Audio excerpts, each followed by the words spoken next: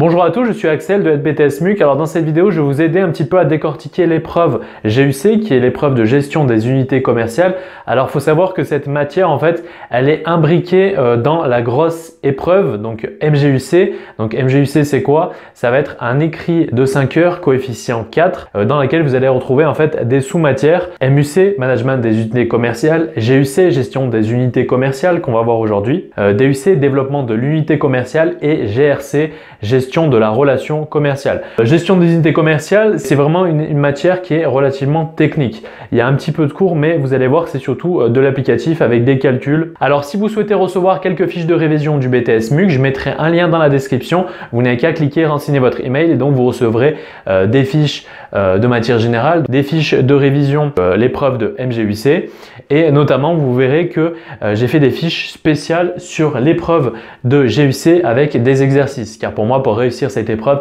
il faut faire un maximum d'exercices. Donc voilà, vous aurez accès donc à quelques fiches gratuites et ensuite vous pourrez aller télécharger les matières au complet. Alors pour commencer, vous allez voir tout ce qui a trait à la facturation, c'est-à-dire les notions d'hors taxe, de TVA, de TTC. Vous allez avoir tout ce qui est RRR, c'est-à-dire rabais, remise, ristourne, les escomptes de règlement, les avoirs en cas de remboursement, etc. Ensuite, il va y avoir la partie sur le cycle d'exploitation et son financement. Donc le cycle d'exploitation, ça va être tout simplement ce qui va être sur le BFRE, donc le besoin de fonds de roulement d'exploitation ou hors exploitation. Qu'est-ce qu'un BFR? Imaginez lorsque vous avez votre paye qui arrive le 5 du mois et votre loyer est à payer le 1er du mois. Donc votre loyer est à payer, vous avez par exemple 500 € de loyer, vous avez 1500 € de salaire qui tombe le 5, mais votre loyer doit être payé le 1er. Ça veut dire que du 1er au 5, vous allez avoir un besoin en fonds de roulement du montant de votre loyer. C'est-à-dire que vous avez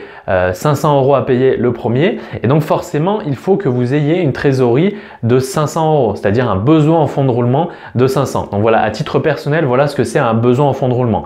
L'exemple du loyer à payer en début de mois. Dans une entreprise, c'est un petit peu plus complexe, mais c'était un petit peu pour vous expliquer qu'est-ce que c'était qu'un besoin en fonds de roulement. Donc vous allez voir la partie sur la gestion des stocks et approvisionnement. Au niveau de gestion des stocks, vous allez voir toutes les méthodes de valorisation des stocks, que ce soit CMUP, la méthode du PEPS. Au niveau des approvisionnements, vous allez voir notamment le modèle de Wilson qui vous permet de déterminer la quantité optimale à commander sur chaque réapprovisionnement.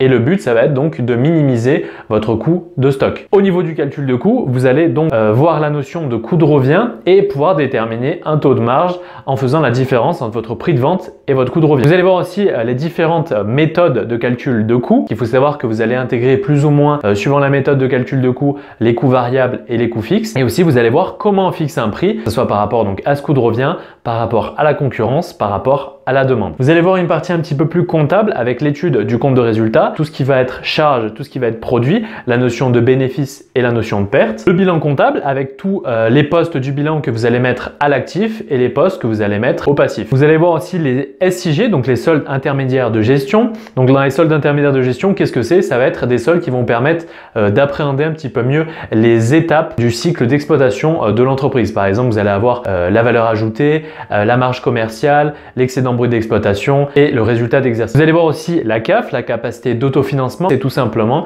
la capacité qu'une entreprise a à financer elle-même ses propres investissements. Vous allez voir ce qu'est un seuil de rentabilité. C'est le niveau de chiffre d'affaires à partir duquel l'entreprise ne génère ni perte ni bénéfice. Donc il faut savoir que le seuil de rentabilité va nous permettre de savoir s'il y a une grosse marge de sécurité pour l'entreprise et surtout on va pouvoir l'interpréter de manière graphique avec donc le point mort. Le point mort va nous permettre de savoir à quelle date on va pouvoir atteindre donc ce seuil de rentabilité. Et donc plus on atteindra ce seuil de rentabilité tôt et plus la marge de sécurité sera confortable pour l'entreprise. Le bilan fonctionnel qui va nous permettre d'expliquer le fonctionnement de l'entreprise et on va classer les recettes et les dépenses en fonction de leur cycle, investissement, financier ou exploitation. Vous allez voir donc les différentes modalités de financement possibles pour une entreprise avec le financement interne et le financement externe. Alors parmi toutes ces modalités de financement, vous allez retrouver entre autres la location, le crédit bail. Alors le crédit bail, qu'est-ce que c'est? Ça va être comme la location, vous allez payer une location chaque mois. Par contre, à la fin, vous allez pouvoir lever une option d'achat qui va vous permettre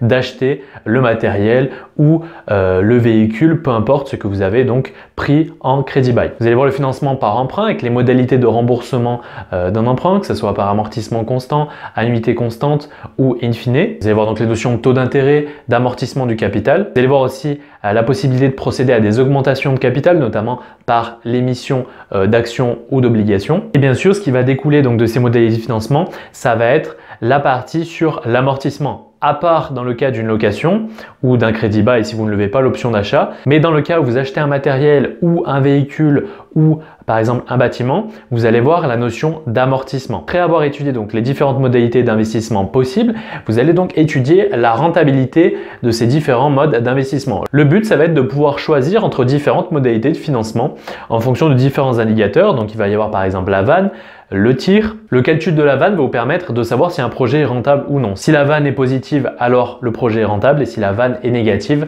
alors le projet n'est pas rentable. Et la vanne va être complétée par le tir, le taux interne de rentabilité. Plus le tir sera élevé et plus le projet sera rentable. Ces deux indicateurs vont être complétés notamment par le DRCI, le délai de récupération du capital investi. Plus le DRCI sera faible et plus le projet sera avantageux pour l'entreprise puisqu'elle rentabilisera rapidement son investissement. Et enfin, vous allez voir la notion de tableau de bord. Alors un tableau de bord, c'est une synthèse chiffrée des principaux indicateurs qui vont permettre à l'entreprise d'orienter son activité. Dans ce tableau de bord vont être renseignées des données internes et externes et vous allez voir les grandes étapes de la mise en place d'un tableau de bord. Vous allez voir qu'il y a deux principaux types de tableaux de bord, le tableau de bord de gestion d'Alfred Sloan et le tableau de bord prospectif de Norton et Kaplan. Donc voilà, j'ai détaillé un petit peu tout ce que vous allez retrouver donc dans cette matière GUC. Maintenant, je vais vous donner mes conseils moi pour réviser au mieux cette épreuve. Alors comme vous l'avez vu, c'est plutôt une épreuve technique. Bon, certes, il y a beaucoup de cours à apprendre, mais ça va être quelque chose de relativement technique. Ce que je vous conseille, ça va être de synthétiser le cours au mieux sur chacune des parties